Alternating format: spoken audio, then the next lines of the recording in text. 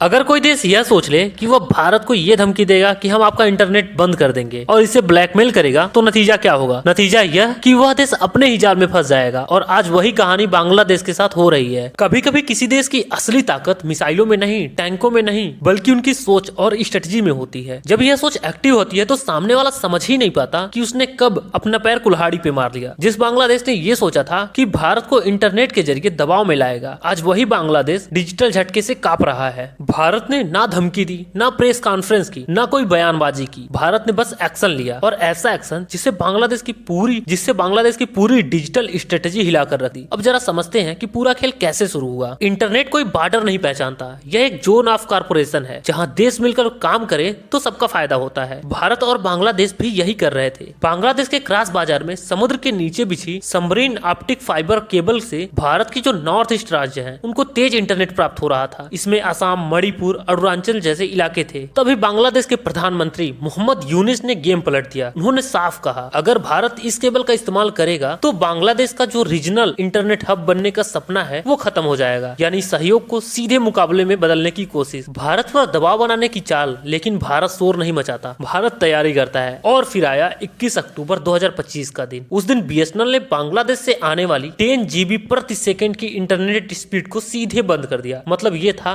कि भारत ने बांग्लादेश से इंटरनेट खरीदना पूरी तरह बंद कर दिया। अब नॉर्थ ईस्ट के राज्यों को इंटरनेट मिलेगी सिर्फ भारत के ऑप्टिक फाइबर नेटवर्क और सैटेलाइट से। पूरा कंट्रोल भारत के हाथ में होगा। अब यह बात छोटी लग सकती है, लेकिन असर बहुत बड़ा था। भारत के इस एक फैसले ने बांग्लादेश की पूरी इकोनॉमी को हिला दिया। जो इंटरनेट प्रोवाइडर हर साल भारत से $10 मिलियन तक की कमाई करते थे इंटरनेट बेच के, अब उनका कमाई सीधे जीरो हो गया था। और बांग्लादेश के लिए पूरा भूचाल। अब समझिए भारत की असली चाल। भारत ने पहले ही चेन्नई और मुंबई में नए सबमरीन लैंडिंग स्टेशन तैयार कर रखे थे। साथ ही सैटेलाइट इंटरनेट को भी तेजी से बढ़ाया। आज हालत ये है कि अगर एक नेटवर्क भारत में फेल होता है तो दूसरा तुरंत एक्टिव हो जाता है। जहां पहले लेटेंसी जो थी वो 45 से 100 मिलीसेकंड थी, अब वो घट के 35 से 45 मिलीसेकंड रह गई है। इंटरनेट भी तेज और ज्यादा सुरक्षित भी। और वहीं दूसरी तरफ बांग्लादेश की हालत खराब। पहले से ही इकोनॉमी लड़खड़ाई हुई थी और अब डिजिटल झटका। भारत अब सिर्फ इंटरनेट यूजर नहीं बल्कि डिजिटल लीडर बन चुका है। अमेजन, गूगल, नेटफ्लिक्स जैसी जो ग्लोबल जायंट्स कंपनियां हैं वे भारत में अपना डेटा सेंटर बना रही हैं। डेटा भारत में, नौकरियां भारत में, और जो सिक्योरिटी है वो भी भारत में ही। यही होती है असली डिजिटल आत्मनिर्भरता, जहां कोई देश अपनी जरूरत के लिए किसी और देश पे निर्भर ना हो। जिस बांग्लादेश ने ये सोचा था कि वह भारत का इंटरनेट बंद करके भारत को ब्लैकमेल करेगा, आज वही अपने फैसलों का नुकसान गिन रहा है। अब आपकी राय जानना जरूरी है। क्या भारत का यह कदम सही था? क्या भारत की डिजिटल पॉलिसी का सबसे बड़ा टर्निंग पॉइंट यह है? कमेंट में अपनी राय जरूर लिखें। और वीडियो पसंद आई है तो चैनल को सब्सक्राइब और वीडियो को लाइक जरूर करें।